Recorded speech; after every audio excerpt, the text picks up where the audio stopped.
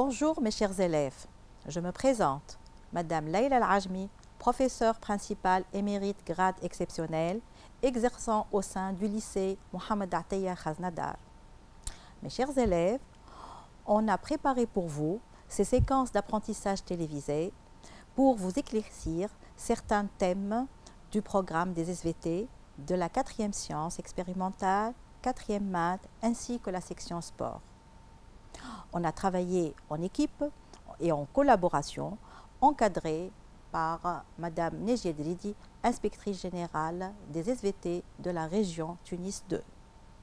Mes chers élèves, on va entamer notre leçon dans le cadre du thème Reproduction humaine et santé, chapitre 3 Procréation, par une deuxième leçon, les étapes et les conséquences de la fécondation. Rappelons-nous, chers élèves, que nous avons déjà diffusé une première leçon dans le cadre du même chapitre 3, la procréation, une leçon intitulée « Les conditions de la fécondation » dont voici le rappel. Alors, les conditions de la fécondation porteront sur 3 volets. Les conditions relatives à l'homme, les conditions relatives à la femme, ainsi que les conditions relatives à la période de fertilité. Alors, pour les conditions relatives à l'homme, nous avons donc, il nous faut un sperme normal, des spermatozoïdes fécondants. Les conditions relatives à la femme, il faut une ovulation normale, une glaire cervicale normale filante perméable aux spermatozoïdes et des voies génitales femelles perméables et non obstruées. Enfin, les conditions relatives à la période de fertilité, il faut avoir des rapports sexuels pendant la période de fertilité. Pour ceci, mes chers élèves, on va entamer notre deuxième leçon, qui est les étapes de la fécondation. Pour ceci, on va vous diffuser une petite séquence vidéo qui va donc nous éclaircir certains points. Lors d'un accouplement, environ 300 millions de spermatozoïdes sont projetés dans le vagin d'une femme. Peu de temps après, des millions d'entre eux ressortent du vagin ou meurent par les sécrétions vaginales acides. Ensuite, les spermatozoïdes doivent passer par le col de l'utérus afin de rejoindre la cavité utérine. Les spermatozoïdes franchissent la glaire cervicale qui, au cours de l'ovulation, facilite le passage des spermatozoïdes. En effet, la glaire cervicale au cours de l'ovulation est à maillage lâche et filante.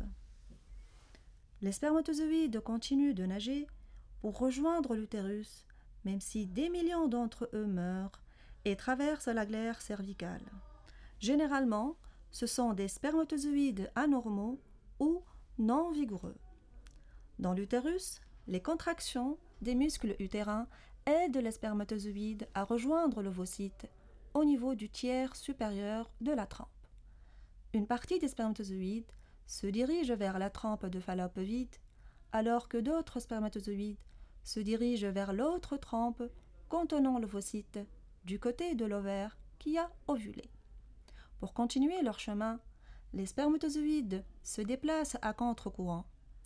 Une partie d'entre eux va être piégée dans les cils qui tapissent la trempe. Il faut rappeler qu'au cours de ce trajet, il y a capacitation des spermatozoïdes, c'est-à-dire que les glycoprotéines membranaires des spermatozoïdes seront démasquées.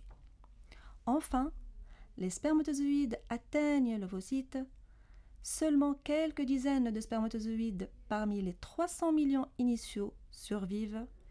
Il va y avoir alors rencontre entre les gamètes mâles et femelles, qui est un ovocyte 2 entouré d'une couche de cellules folliculaires, la corona radiata.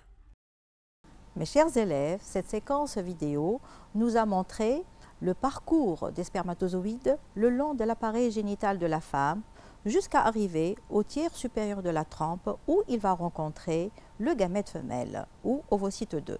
Voici une interprétation schématique de ce parcours. Alors, voici une coupe longitudinale de l'appareil génital de la femme. Donc, au cours de l'accouplement, le sperme est projeté dans le vagin de la femme. Il va traverser le col de l'utérus où va se réaliser la capacitation Puis, il va y avoir la rencontre des spermatozoïdes avec l'ovocyte 2 au niveau du tiers supérieur de la trempe où une éventuelle fécondation peut avoir lieu. Donc, la fécondation est une union du gamète mâle avec le gamète femelle pour aboutir à une cellule œuf. Donc, le problème qui va se poser, comment se déroule la fécondation et quelles sont ses conséquences. Donc, le plan de notre leçon, ça sera le déroulement de la fécondation, les conséquences de la fécondation et une évaluation formative. Commençons par notre première partie, le déroulement de la fécondation. Alors, on va commencer par une activité. Les photos A, B, C, D, E, F, G, H et I représentent des figures désordonnées de la fécondation. Retrouvons l'ordre chronologique des événements illustrés par ces photos, proposons un titre aux figures ED, GA et FC. Alors, commençons par répondre à la première consigne, retrouvons l'ordre chronologique de ces événements.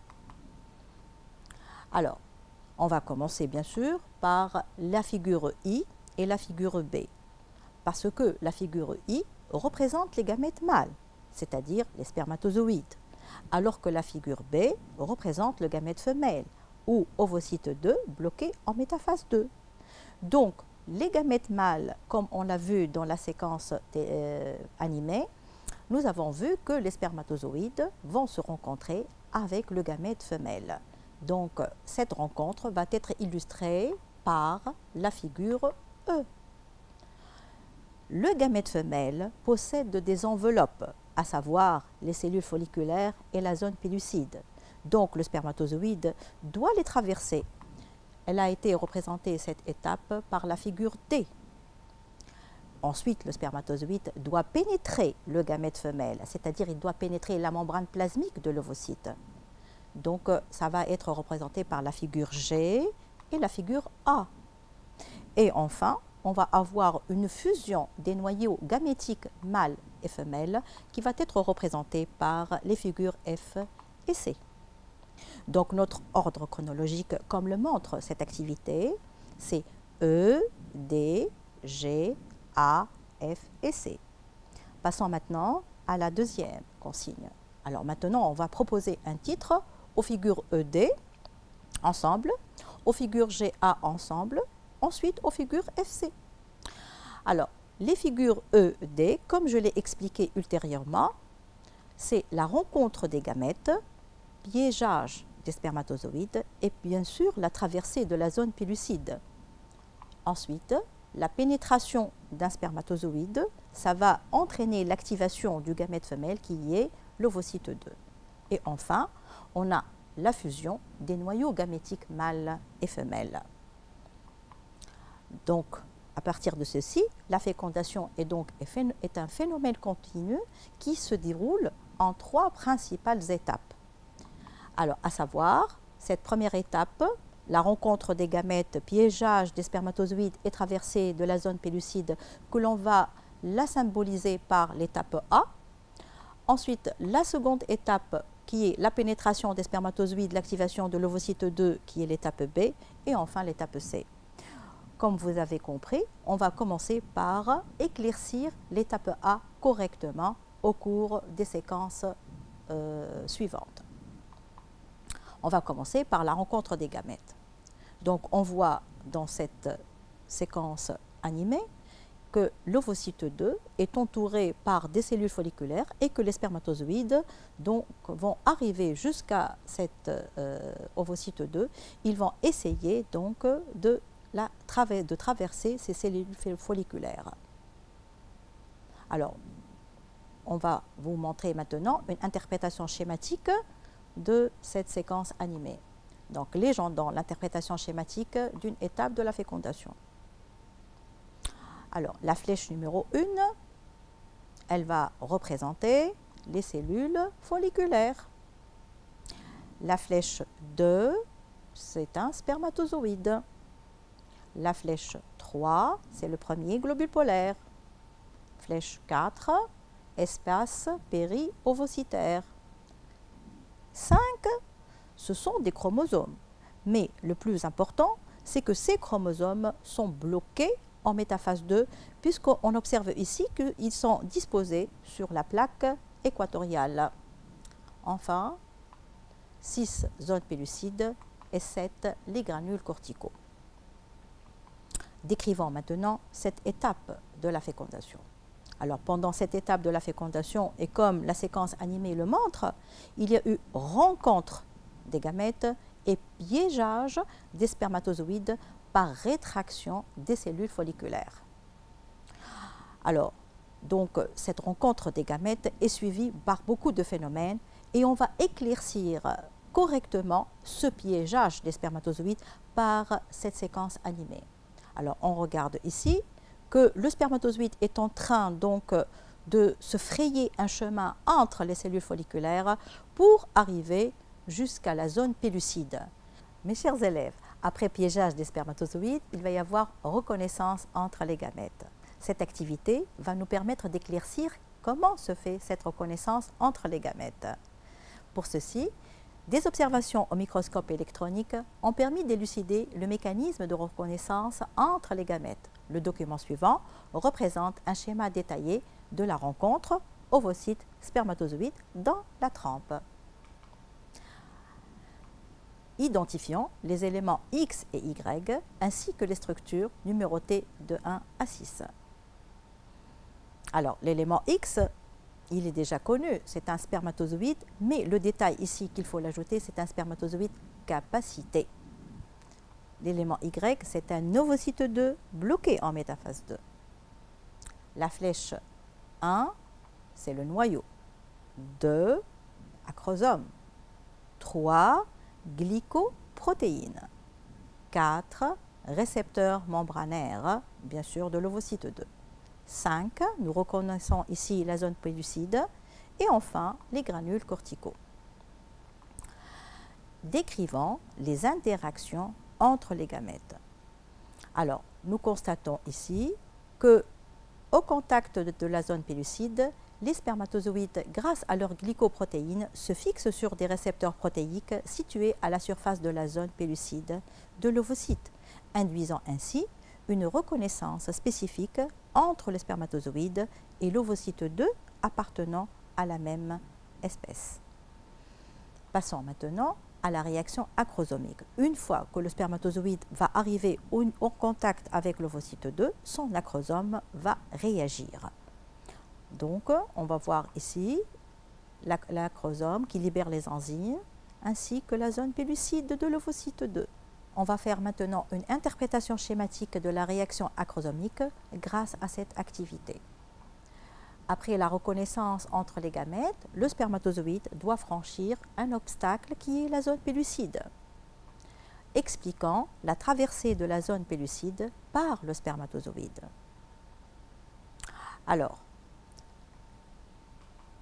grâce à l'action des enzymes libérées par l'acrosome et sous la poussée de son flagelle, un spermatozoïde perfore la zone pellucide et arrive au contact de la membrane plasmique de l'ovocyte, où sont libérés, comme vous voyez dans la diapo, les enzymes libérées par l'acrosome. On va passer maintenant à une autre étape. Donc, je vais rappeler par cette diapo, on a déjà terminé l'étape A. Ensuite, on va entamer maintenant l'étape B. Bien sûr, l'étape C, on va l'étudier ultérieurement. Alors, l'étape AB, qu'on va commencer bien sûr par la pénétration du spermatozoïde. Je vous rappelle que le spermatozoïde est au contact de la membrane de l'ovocyte. Il a déjà traversé la zone pellucide, il est donc dans l'espace péri-ovocytaire et au contact avec la membrane de l'ovocyte.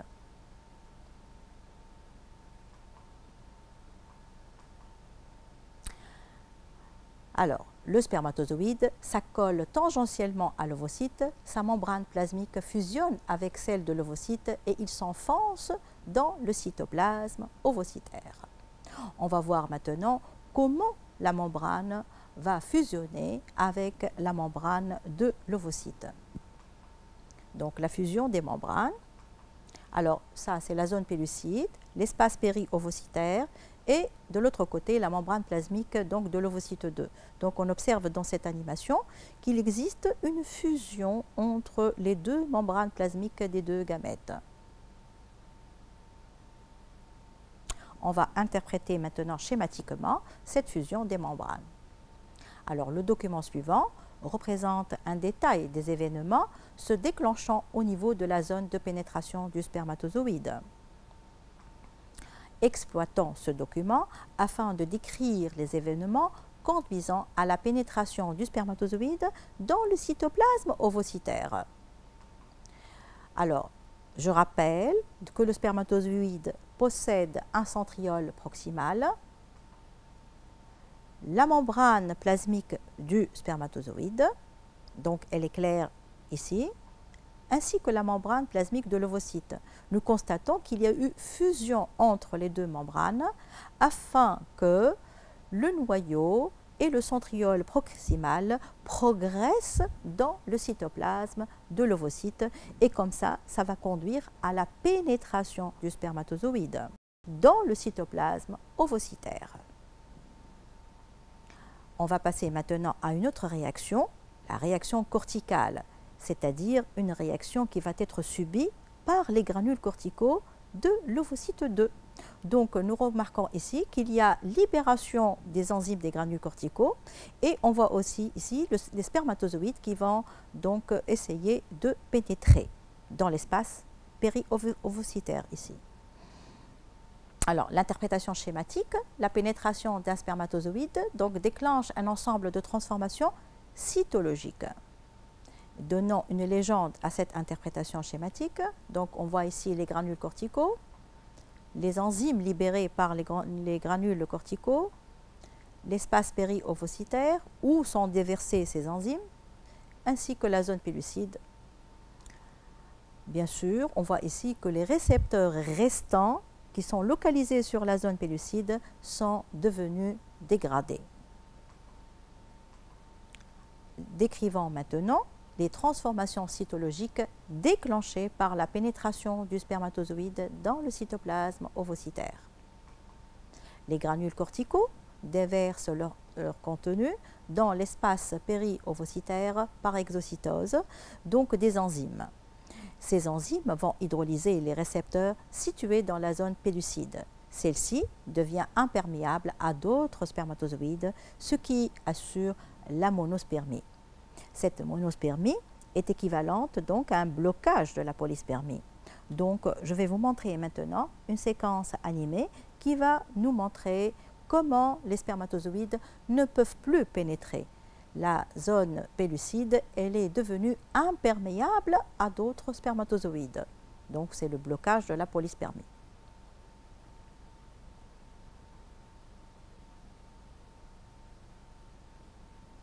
Va y avoir aussi une reprise de la deuxième division de la méiose, parce que l'ovocyte 2 va être donc activé de façon cytologique et de façon surtout nucléaire.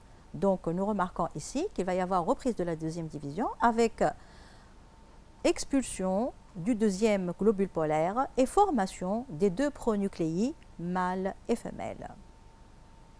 Mes chers élèves, on va interpréter schématiquement cette reprise de la deuxième division de la méiose. Le document suivant représente la succession des transformations nucléaires suite à la pénétration du spermatozoïde.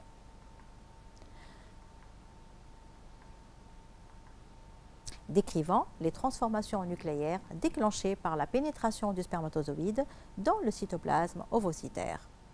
Alors, on remarque d'après ce schéma qu'il va y avoir donc achèvement de la deuxième division de la méiose et bien sûr expulsion du deuxième globule polaire et formation du pronucléus femelle.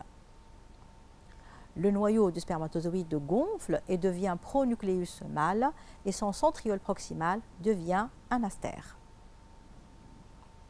La fécondation est un phénomène continu, bien sûr qui se déroule en trois principales étapes. On va travailler maintenant l'étape C, qui est maintenant la fusion des pronucléi.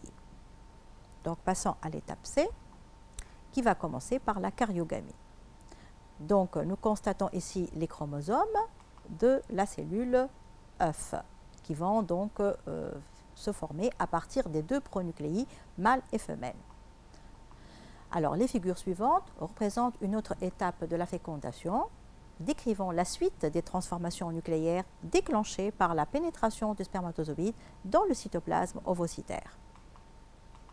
Le noyau donc de l'ovocyte, il va se réhydrater et gonfle, formant le pronucléus femelle. Les 2 pronucléi se rapprochent l'un de l'autre vers le centre de l'ovule. Ensuite, il va y avoir donc des synthèses d'ADN préparant la division qui s'effectue, puis les enveloppes des 2 pronucléi se rompent et les chromosomes paternels et maternels s'unissent, c'est la karyogamie. Et les chromosomes vont s'unir au niveau de la plaque équatoriale et ça sera une première étape de la première mitose de la cellule œuf qui est la métaphase. Exploitons les données précédentes afin de récapituler les transformations cytologiques et nucléaires subies par l'ovocyte 2 suite à la pénétration du spermatozoïde dans le cytoplasme ovocytaire. Donc on va avoir 2 types de transformations, des transformations cytologiques et des transformations tout à l'heure nucléaires. On va commencer par la première transformation cytologique, c'est que les granules corticaux déversent leur contenu qui va hydrolyser les récepteurs des spermatozoïdes situés dans la zone pellucide. Ensuite, il va y avoir synthèse des protéines à partir des réserves cytoplasmiques. Maintenant, on va étudier les transformations nucléaires et qui sont plus nombreuses que les transformations cytologiques, à savoir l'achèvement bien sûr de la deuxième division de la méiose et expulsion du 2e globule polaire, synthèse d'ADN par réplication et duplication des chromosomes dans chacun des 2 noyaux gamétiques qui gonflent, rapprochement des 2 pronucléi, formation d'un astère à partir du centriole, puis l'astère se dédouble, et enfin fusion des 2 pronucléi ou karyogamie. Les étapes de la fécondation, maintenant, on va les récapituler ensemble. Donc, la première étape, c'est la rencontre des gamètes, piégeage des spermatozoïdes et la traversée, bien sûr, de la zone pellucide. Donc, ensuite, le noyau de l'ovocyte poursuit sa division et le contenu des granules corticaux rend impossible la pénétration d'autres spermatozoïdes. Elle sera suivie par une émission du 2e globule polaire et la formation des pronucléi mâles et femelles, puis fusion des pronucléi mâles et femelles ou karyogamie, qui va nous donner enfin une cellule œuf qui va commencer la métaphase de la première mitose. Mes chers élèves, maintenant, on va déterminer les conséquences de cette fécondation. Alors, on va commencer cette séquence par une activité. Le document suivant représente des figures simplifiées de 3 cellules sexuelles en division au cours de la fécondation.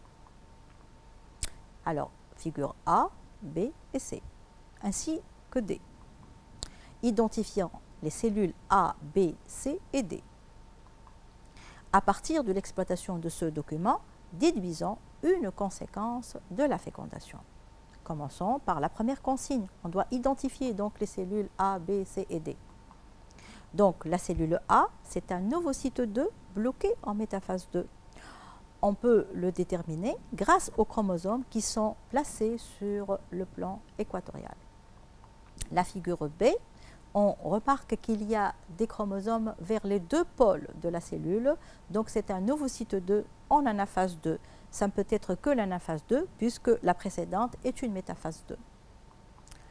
Enfin, la cellule C, c'est un ovocyte accompagné d'une petite cellule qui n'a pas beaucoup de cytoplasme et qui est appelée le 2e globule polaire. Donc la cellule D, c'est le 2e globule polaire. À partir de l'exploitation de ce document, déduisons alors une conséquence de la fécondation. Donc, il va y avoir une reprise de l'activité cellulaire par la synthèse des protéines à partir des réserves cytoplasmiques et une reprise de la méiose grâce à l'achèvement de la 2e division de la méiose et l'émission du deuxième globule polaire. Donc la conséquence de la fécondation déterminée par cette activité est la suivante. La conséquence de la fécondation ici, c'est l'activation de l'ovocyte. Alors, les photos suivantes représentent quelques étapes de la fécondation. À partir de la pénétration du spermatozoïde dans un gamète femelle jusqu'à l'obtention d'une cellule œuf. Les voici. Déterminant le nombre de chromosomes de ces cellules afin de préciser une autre conséquence de la fécondation. Donc, on observe ici un gamète femelle qui possède N chromosomes dupliqués. N chromosomes dupliqués, c'est-à-dire N chromosomes à 2 chromatides.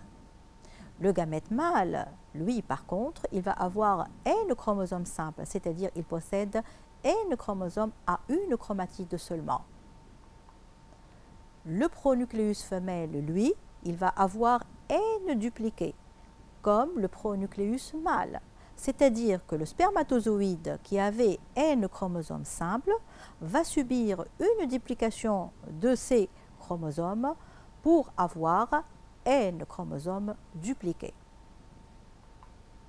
La cellule œuf, donc elle va réunir les N chromosomes dupliqués maternels et les N chromosomes dupliqués paternels pour avoir 2 N chromosomes dupliqués. Donc la conséquence de la fécondation ici, c'est le rétablissement de la diploïdie. Je rappelle que la fécondation réunit au hasard 2 cellules ayant des lots haploïdes de chromosomes pour former une cellule œuf diploïde. Le rétablissement donc de la diploïdie est une conséquence de la fécondation. Passons, mes chers élèves, maintenant à une autre activité. Alors, sachant que le karyotype du spermatozoïde comporte N chromosomes simples, mais le pronucléus mâle en possède N chromosomes dupliqués comme le pronucléus femelle. On a ici donc N chromosomes simples au niveau du karyotype d'un spermatozoïde, une chromatide pour chaque chromosome. Là, on a N chromosomes dupliqués pour les chromosomes X et pour les autosomes, bien sûr, expliquant le rétablissement de la diploïdie de la cellule œuf. Et ensuite, déduisant une conséquence de la fécondation. Alors, mes chers élèves, on va expliquer le rétablissement de la diploïdie de la cellule œuf grâce à cette photo. Donc, cette photo, elle représente donc une cellule œuf ayant un pronucléus femelle. Ce pronucléus femelle, il va avoir un karyotype ayant N chromosomes entiers, possédant le chromosome X.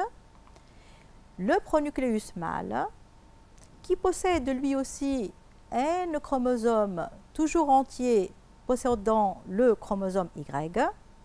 Après leur fusion aux karyogamies, nous constatons qu'il va y avoir un rétablissement de la diploïdie.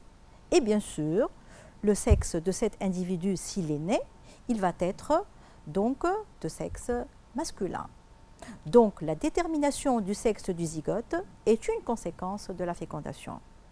Mais mes chers élèves, il n'y a pas que cette possibilité. Le pronucléus femelle peut être, toujours il est de chromosome X, mais le pronucléus mâle, il peut avoir lui aussi un chromosome X. Et lors de la fusion entre les deux pronucléés, il va y avoir rétablissement de la diploïdie et on va avoir un individu, donc, s'il est né de sexe féminin. Et donc, à partir de ceci, nous avons déterminé une autre conséquence de la fécondation qui est la détermination du sexe du zygote. Afin de déterminer une autre conséquence de la fécondation, on s'intéresse maintenant à la transmission des chromosomes sexuels des parents aux descendants. Alors, on va compléter l'échiquier du croisement, caractérisant la transmission des chromosomes sexuels des parents aux descendants. Alors, on va utiliser cette garniture chromosomique. Donc cette femme, elle va avoir une paire de chromosomes sexuels X, X'. Cette garniture chromosomique va nous donner un pronucléus femelle ayant le chromosome X ou bien un pronucléus femelle ayant le chromosome X'. Le père, lui, il va avoir cette garniture chromosomique XY. Il va nous donner un pronucléus mâle ayant le chromosome X ou bien un pronucléus mâle ayant le chromosome Y. Lors de la fécondation, X peut rencontrer X maternel et X paternel, ou bien le chromosome X maternel va rencontrer le Y paternel, et ainsi de suite. Donc X' avec X ou bien X' avec Y. Déduisons maintenant le sexe de chaque zygote possible. Alors pour les individus ayant XX, ils seront donc de sexe féminin.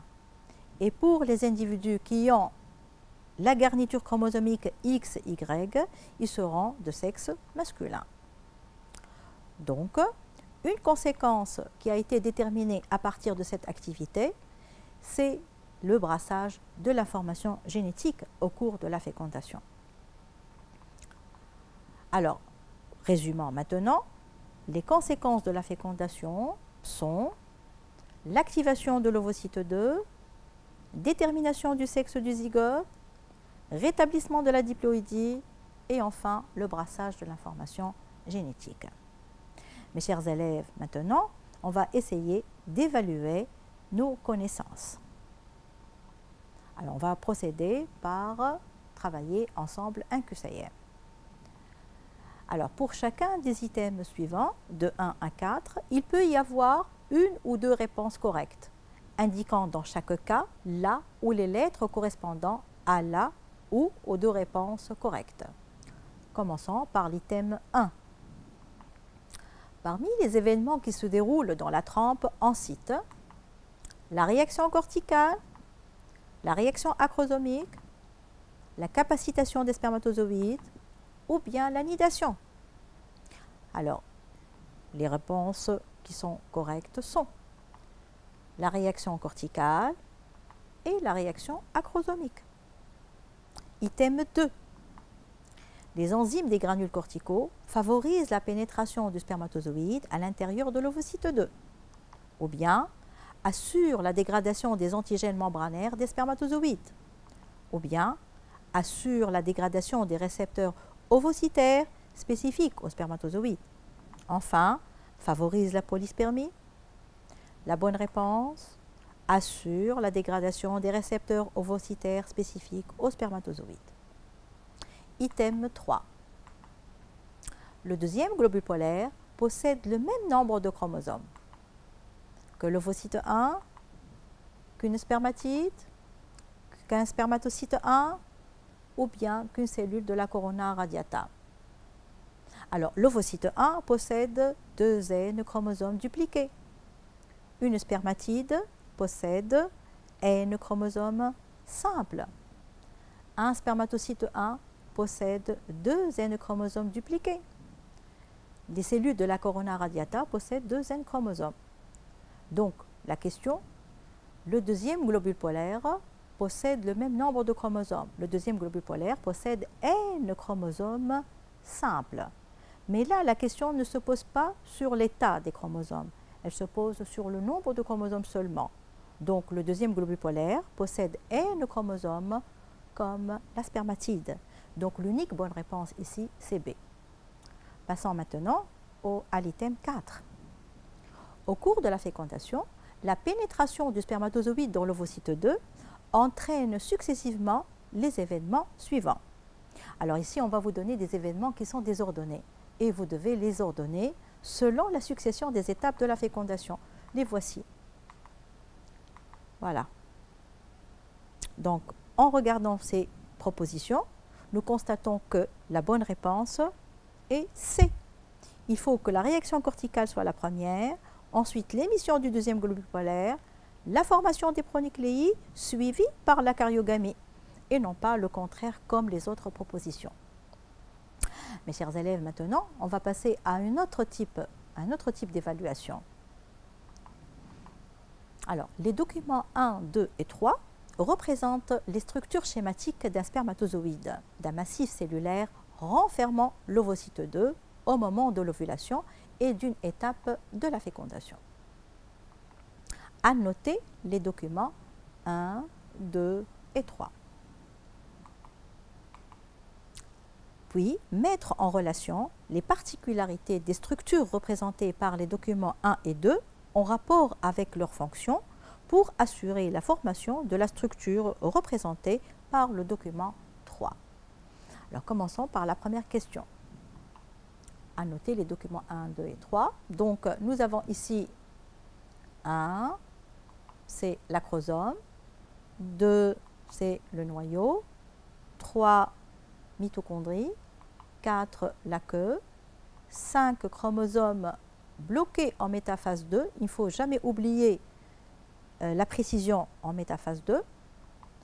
6 cellules folliculaires de la corona radiata. 7 zones pellucides. 8 granules corticaux. 9 pronucléus femelle. 10 pronucléus mâle. Ce pronucléus mâle est toujours en contact avec son astère. C'est comme ça qu'on peut le différencier du pronucléus femelle. Passons maintenant, mes chers élèves, à la deuxième question. La deuxième question, c'est écrit qu'il faut trouver une relation entre les structures du document 1 et du document 2 en rapport avec leurs fonctions pour assurer la formation de l'ovule ou de l'ovocyte. Alors, les caractéristiques cytologiques permettant aux gamètes mâles et femelles d'assurer la formation de l'ovule représenté par le document 3 sont. Alors, j'ai préparé un tableau pour répondre à cette question. Dans ce tableau, on va marquer le document 1 qui est le spermatozoïde, on va marquer le document 2 ensuite qui est l'ovocyte 2 et à chaque fois, on va déterminer les structures, donner leurs fonctions et ensuite chercher ces fonctions, comment ils ont assuré la formation de l'ovule. Alors, la première structure, la forme allongée, ainsi que la masse très faible du cytoplasme, assurent la mobilité du spermatozoïde. La présence de mitochondries permet de fournir l'énergie nécessaire au mouvement du flagelle. La mobilité du spermatozoïde ainsi que l'énergie nécessaire au mouvement du flagelle permettent la propulsion du gamète mâle pour atteindre la zone pellucide du gamète femelle. Présence de glycoprotéines sur la membrane de la tête du spermatozoïde, ceci a pour rôle la reconnaissance entre le spermatozoïde et l'ovocyte. De même pour l'ovocyte. L'ovocyte aussi, il présente des récepteurs au niveau de sa zone pellucide. Ces récepteurs vont permettre cette reconnaissance entre les spermatozoïdes et l'ovocyte. Cette reconnaissance déclenche alors la réaction acrosomique permettant la pénétration du spermatozoïde à l'intérieur de l'ovocyte. Une autre structure de l'ovocyte 2, ce sont les granules corticaux, présents au niveau du cytoplasme de l'ovocyte 2. Leur fonction, c'est de déverser leur contenu enzymatique dans l'espace péri-ovocytaire, ce qui va dégrader les récepteurs restants et ce qui va empêcher alors la polyspermie. Enfin, l'ovocyte 2 présente des chromosomes bloqués en métaphase 2 et bien sûr, nous savons tous que les chromosomes sont le support du matériel génétique donc de cette cellule. Et ce matériel génétique est la moitié du matériel génétique de la cellule œuf qui va se former. Donc, l'ovocyte 2, après la pénétration du spermatozoïde grâce à la réaction acrosomique, il va achever sa méiose pour expulser le deuxième globule polaire et les noyaux de l'ovocyte ensuite et du spermatozoïde évoluent en pronucléi pour faire la karyogamie. Merci pour votre attention, mes chers élèves. J'espère que la séance d'apprentissage télévisé pour aujourd'hui a été bénéfique pour vous. Je vous souhaite une réussite pour votre examen. Et à la prochaine!